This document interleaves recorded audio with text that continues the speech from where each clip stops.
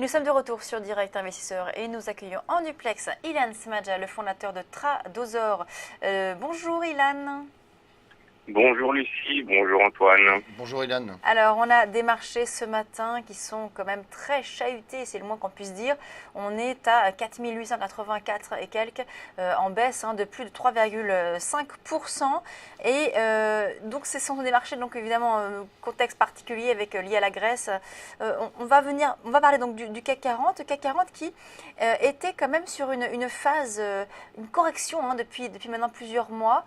Quelle est votre stratégie, vous, sur le CAC, outre, on va dire, cet élément de très court terme avec le CAC, d'un point de vue plus long terme, quelle est votre stratégie sur le CAC? Disons que il est vrai qu'aujourd'hui ça décroche violemment, mais si on prend des graphes de long terme, ce qui se passe, c'est vraiment une tempête dans un verre d'eau. Alors là, si on peut jeter un œil à la diapo numéro 2, on voit qu'effectivement on est dans une grande figure qu'on appelle un triangle symétrique, et malgré le décrochage de 3 ou 4%, on voit que sur le graphe c'est un épiphénomène, il se passe rien. Alors maintenant, ce graphe-là, il est aussi souvent utilisé par ceux qui veulent se faire peur. On voit bien les deux crises qui ont vraiment secoué durablement les marchés, la crise techno, la crise des subprimes, et beaucoup s'imaginent qu'on pourrait avoir maintenant au contact du haut du triangle une crise européenne avec l'explosion de l'euro, mais pour l'instant on ne voit pas ce qui pourrait se passer de très très grave dans l'immédiat. D'ailleurs, dans ce genre de figure, si on part du principe que les figures sont faites pour respecter, on pourrait effectivement descendre jusqu'à 3000, jusqu'en bas du triangle.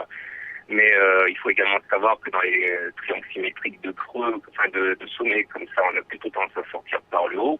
Et si on arrive à se extraire par le haut, c'est plutôt du côté des 6000 ou des 7000 qu'il faudrait regarder, parce que statistiquement, quand on sort par le haut, on va chercher tous les points auxquels on a accroché l'oblique supérieur, c'est-à-dire effectivement les 6000 et les 7000.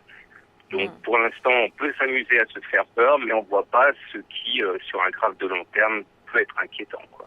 Donc là, c'est vrai qu'à long terme, vous êtes plutôt optimiste, Ilan. Là, pour vous, ce qui se passe actuellement en Grèce, même si on voit que les marchés ont perdu plus de 4% à l'ouverture, pour vous, c'est un épiphénomène et on repartirait à la hausse et on pourrait atteindre donc les 6000 points. Oui, je pense qu'on va digérer ça et qu'on va repartir à la hausse et qu'effectivement, c'est un épiphénomène. Et ces objectifs de 6000 points, quand est-ce que vous pensez qu'on pourrait les atteindre? Est-ce qu'on pourrait les atteindre finalement avant la fin de l'année? Non, je crois pas quand même, mais je pense que c'est tout à fait dans les tuyaux pour l'année d'après. D'accord. Alors, maintenant, oui. Pardon. Allez-y. Non, mais encore une fois, mais l'analyse technique, il y a aussi des seuils d'invalidation. C'est-à-dire que si on voit qu'on enchaîne quand même une ou deux bougies comme celle qu'on a actuellement, là par contre, il faudrait se rendre à la raison et envisager les 3700. Mais je veux dire que pour l'instant, on ne voit pas ce qu'il y a de dramatique sur le graphe. Oui, il y a un autre graphe du CAC 40 que vous nous avez transmis. Il s'agit du CAC en Ichimoku. Alors expliquez-nous un petit peu quel est l'intérêt de procéder à une analyse graphique en Ichimoku sur le CAC 40. Voilà, alors ça c'est ça qui est plutôt flippant, c'est le court terme. On avait déjà parlé il y a 2 semaines de ce nuage Ichimoku à l'époque. On avait dit qu'il y avait un pivot descendant et que ça se cassait par le haut, et que malheureusement on avait le nuage qui était au-dessus d'un nuage, dans lequel Ichimoku c'est le juge de paix entre les haussiers et les baissiers. Et on voit bien que même si on est sorti du biseau par le haut, le biseau j'ai fait disparaître parce qu'il était caduque, on s'est pris le nuage quand même lors des 4 séances qui ont suivi, c'est-à-dire la zone verte là, qui a correspondu d'ailleurs avec l'oblique orange en pointillé. Et là, c'était vraiment trop. Et là, effectivement, on peut envisager de faire une rotation baissière pour aller chercher la partie basse de la figure d'élargissement à la descendante, c'est-à-dire notre oblique orange vers le bas. Parce que là, effectivement, on est en train de créer un îlot de renversement. L'îlot de renversement, c'est cette zone qui est cerclée en bleu et pour laquelle il y a un gap de part et d'autre. Et ça, c'est pas très très bon. Et on peut tout à fait envisager d'aller chercher les 4700, 4650, mais ça c'est vraiment du court terme. Maintenant, la bonne nouvelle, c'est qu'en fait, il ne s'agit pas d'un canal orange qu'on voit là. Ça diverge légèrement, c'est-à-dire que c'est une figure d'élargissement descendante, et ça aussi, statistiquement, ça se casse par le haut, pas par le bas.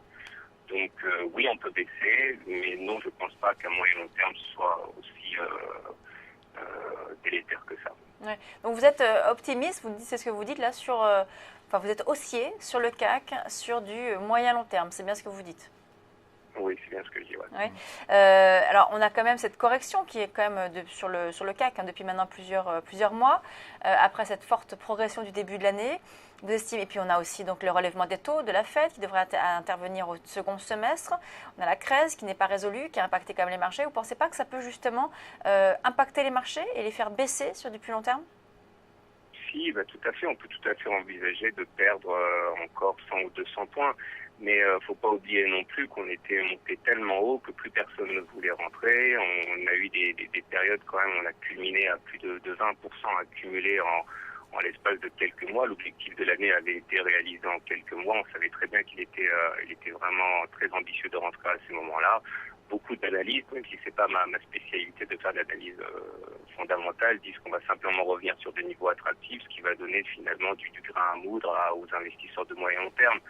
Donc pour l'instant, regardez, on est même, vous remontez 2 semaines en arrière, on était encore plus bas, on était à 4700. Ouais. Donc vous pensez que c'est finalement, ça fait vraiment temps d'être dans un verre d'eau. Finalement, vous pensez là que la baisse que l'on a sur les indices européens, c'est un bon point d'entrée, là qu'on peut rentrer pour se renforcer sur les indices, notamment sur le CAC 40? À titre personnel, dans le cadre de ce qu'on sait de la situation actuellement, je pense que oui, à titre personnel, j'aurais pas peur de re-rentrer d'ici quelques semaines, oui. Ouais, d'accord. Alors, on va parler maintenant d'une action que vous avez sélectionnée, c'est la valeur Sequana. Sequana, ce matin, on est à moins 5,56%. Donc, évidemment, comme l'ensemble des valeurs de la cote, elle est dans le rouge. Forte baisse quand même de la valeur. Est-ce que là aussi, c'était un bon point d'entrée pour revenir sur cette valeur? Quelle est votre stratégie sur la valeur Sequana? Alors, par contre, là, non, pas vraiment un bon point d'entrée. Parce que si on regarde le graphe, effectivement, il semble qu'on soit dans ce qu'on appelle dans une configuration de tasse à séquence. Et là, l'objectif de ce genre de figure, c'est de prendre la profondeur de la tasse, c'est-à-dire le segment bleu, que l'on reporte au-dessus des pointillés noirs, qu'on appelle la ligne d'eau, et ça vous donne un objectif effectivement de 8. Mais on dit généralement qu'il faut attendre la cassure de la ligne d'eau pour entrer, parce que tant que c'est pas question, on ne sait pas combien de temps on peut végéter en dessous. Donc ça, c'est une figure qui a à surveiller. Je pense que s'il y a une bonne news dont on peut tirer profit, effectivement, ça serait intéressant, surtout si elle nous projette au-delà de la ligne d'eau, parce que ça, ce serait techniquement le signal. Donc on est sur des niveaux intéressants, mais on peut très bien continuer comme ça très très très longtemps. Il vaut mieux attendre la cassure de la ligne d'eau qui provoquera des réactions moutonnières, des analyses techniques et des investisseurs. C'est vrai que Sequana est un titre qui a très fortement progressé depuis le début de l'année. On a un titre qui a quasiment doublé. Donc là, quand vous dites casser la ligne d'eau, il faudrait casser quel niveau exactement, puisque quand on regarde sur votre graphique, on est aux alentours des 5 euros, c'est bien ça? C'est exactement ça. C'est-à-dire, c'est l'oblique ou l'horizontale, la quasi-horizontale qui relie la tasse et l'anse, donc ce qu'on appelle la ligne d'eau. Et c'est ça, effectivement, qu'il faut surveiller, surtout s'il y a une augmentation des volumes au moment de la cassure, ce qui crédibilise en fait le mouvement. Mais pour l'instant, on peut tout à fait végéter, voire même encore baisser.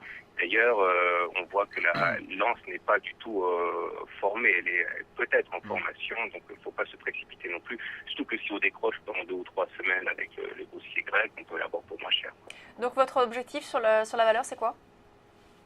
8 euros à partir du moment où on casserait l'oblique en noir pointillé, tout en sachant que les analystes techniques aiment bien prendre des objectifs intermédiaires. Et l'objectif intermédiaire, c'est une fois que l'on passerait la ligne d'eau, ce serait de prendre non pas la hauteur de la tasse, mais la hauteur de l'anse, qui serait reportée de la même manière par-delà la ligne d'eau. Ça vous donne un objectif intermédiaire. Donc beaucoup de traders prennent par exemple la moitié des bénéfices sur la hauteur de l'anse et laissent courir les positions jusqu'à la hauteur de la tasse, mais il faut que ce soit en conformité avec l'analyse fondamentale, toujours. C'est-à-dire que si les analyses fondamentaux fixent un objectif au-delà de 8, on peut éventuellement laisser courir les positions, et inversement si l'objectif fondamental est inférieur. Merci beaucoup, Ilan Smadja, donc le fondateur de Tradazor. On marque une pause, on se retrouve tout de suite sur Direct Investisseur.